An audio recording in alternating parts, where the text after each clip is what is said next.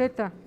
Hace unos días la ministra Norma Piña aseguraba que un tribunal es digno solo en la medida en que defiende su independencia, que un tribunal constitucional no está para complacer a mayorías políticas, sino para defender la Constitución. Quisiera saber qué opina usted de esta visión de lo que es y debe ser la independencia de un tribunal constitucional como la Suprema Corte de Justicia de la Nación. Gracias. Sí, es indispensable que los que integramos la Suprema Corte de Justicia votemos precisamente de manera imparcial y autónoma. Un tribunal constitucional, como es la Suprema Corte de Justicia de la Nación, tiene esa principal encomienda. Los votos de su servidora siempre van a ser independientes y autónomos. Gracias. Sí, ministra electa, muy buena tarde. Preguntarle dos cosas. Uno, un poco insistir en esto porque la oposición fue muy insistente y usted ya se los había dejado claro desde su comparecencia ante la Comisión de Justicia el pasado viernes, pero les preocupa esa cercanía que usted no negó con el presidente de la República. El día de hoy en tribuna se decía que no se cruce la calle de las instalaciones de la Suprema Corte hacia Palacio Nacional. ¿Usted está dispuesta a efectivamente no cruzar esa calle en ninguna de sus sentencias, por un lado? Y por otro lado, ministra electa, preguntarle, ¿usted cree que la Suprema Corte de Justicia de la Nación está preparada? Ya es momento de que una mujer presida este poder del Estado mexicano. Muchas gracias. Gracias. En cuanto a mi independencia del Ejecutivo y de podríamos decir de Palacio Nacional, aseguro que voy a ser una juez independiente, una ministra independiente. Como sentan, hay precedentes de la Corte Interamericana de Derechos Humanos, hay dos caras de la moneda, la independencia interna y la externa, y de esas las voy a ejercer, independientemente de mi ideología política, de mi credo religioso, de cualquier cuestión personal. Yo voy a juzgar con base al orden jurídico mexicano, vuelvo a insistir, conforme a la Constitución, conforme a los tratados de derechos humanos y la jurisprudencia tanto de la Suprema Corte como de la Corte Interamericana de Derechos Humanos. En la segunda pregunta, pues yo creo que sí, estamos más que preparadas para que llegue una mujer a ser presidenta de la Suprema Corte de Justicia de la Nación, o sea, no veo ningún impedimento como para que ocupe cualquier cargo dentro del Estado mexicano. ¿A usted le gustaría? Pues eso no lo he pensado, ¿para qué le miento?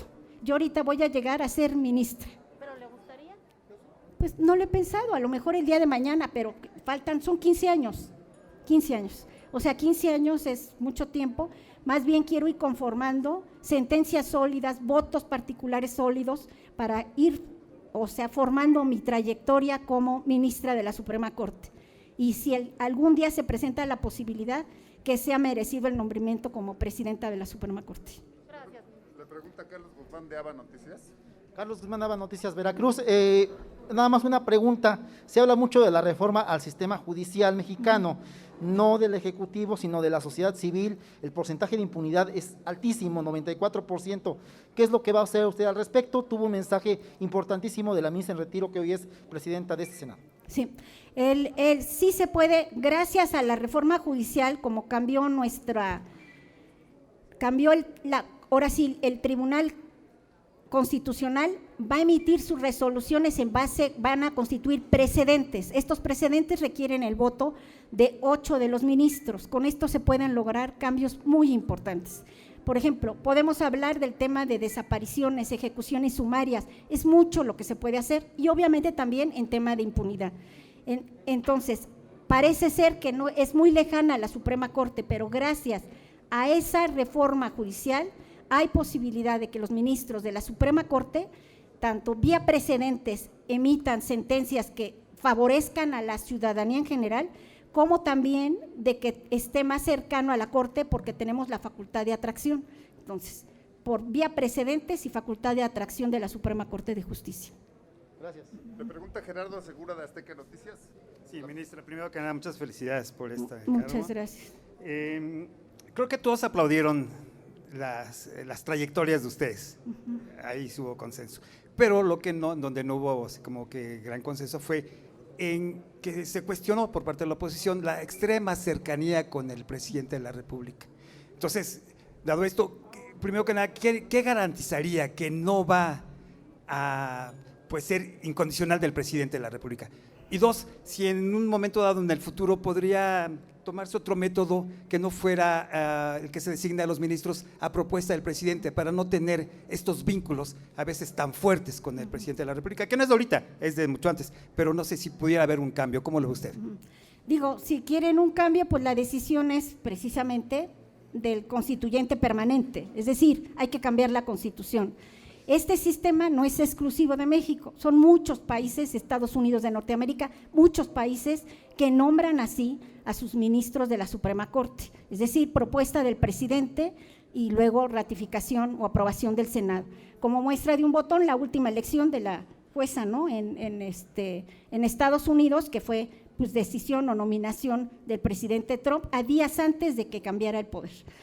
En lo que se refiere a cómo voy a garantizar su servidora la independencia, como la garanticé como cuando fui consejera, es decir, actuando yo como lo he actuado en toda mi vida profesional de manera independiente, honorable y autónoma.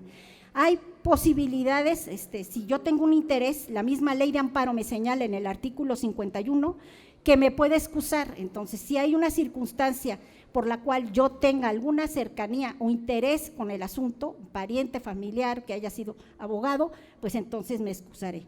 Tengo algo a mi favor que no tienen los demás ministros, o sea, la verdad es que soy académica, yo no tengo un despacho, no tengo ningún interés creado, es decir, vengo de una carrera de académica, la verdad, hasta que llegué ahora al Consejo de la Judicatura y ahorita a la Corte. No tengo asuntos pendientes de resolver ni que ceder a despacho alguno. Entonces, insisto, voy a desempeñar mi cargo como ministra de la Suprema Corte con plena independencia y autonomía. La última pregunta la hace Mayolo López del Grupo Reforma. Ministra, gracias. Quiero conocer su opinión en la lógica de que este asunto es probable que llegue. ¿Qué opinión tiene del decretazo? No, pues ahí sí no puedo adelantar criterio, la verdad. Voy a llegar a ser ministra de la Suprema Corte, más bien ya todavía no me hago a la idea, perdón.